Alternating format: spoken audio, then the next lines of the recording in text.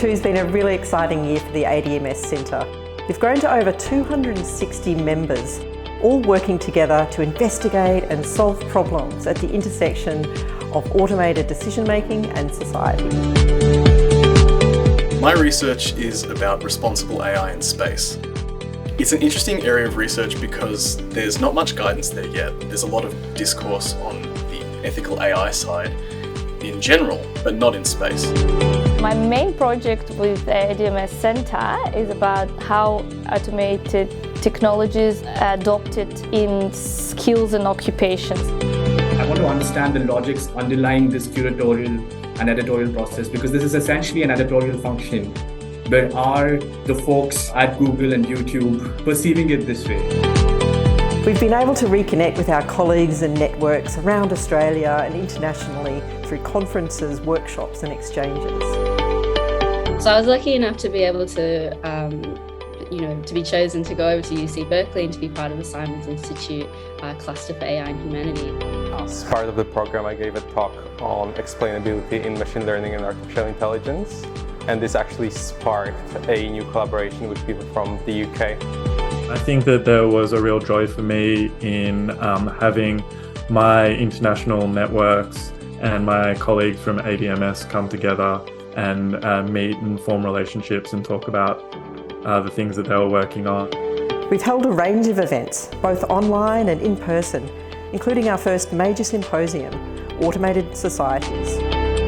The symposium showcased the Centre's distinctive cross and multidisciplinary approach to automated systems and explored a range of critical current and emerging problems, challenges and conceptual questions.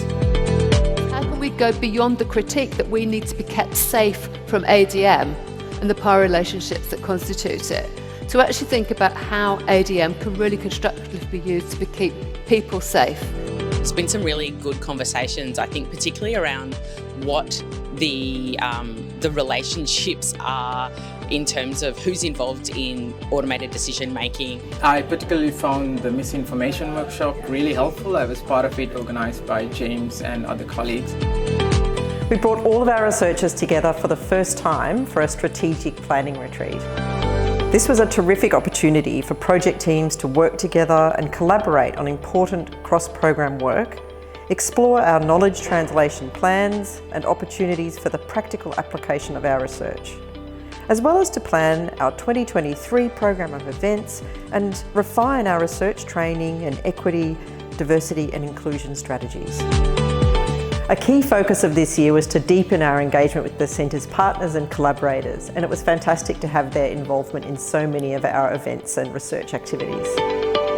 In terms of what we know that the data-driven programmatic advertising model is designed in a way that it's actively looking for those people who are most likely to interact with an advertisement. As a hackathon, my favorite part was there's a lot of information to take in, and then we're solving a real problem. It's been great to see people with diverse background and skill sets come together and work together to collaborate with all the experts that we've brought in. Our research projects are now well underway and producing fantastic outcomes. It's great to see many publications, including journal articles, books, reports and policy submissions from our researchers.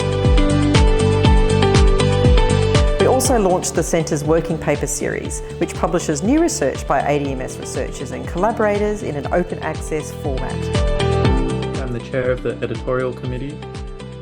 This is a group of exceptional ADM+S people who have come together and effectively worked out what ADM+S's internal publication series is looking like, and the workflows associated with getting material out there for that we call working papers or project reports that are all part of our internal publication series.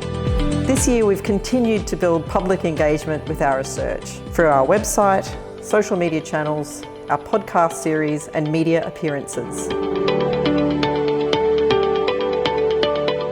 Suggest the information was not encrypted, so if Optus hasn't reached those standards of reasonable care or reasonable diligence in keeping the information safe.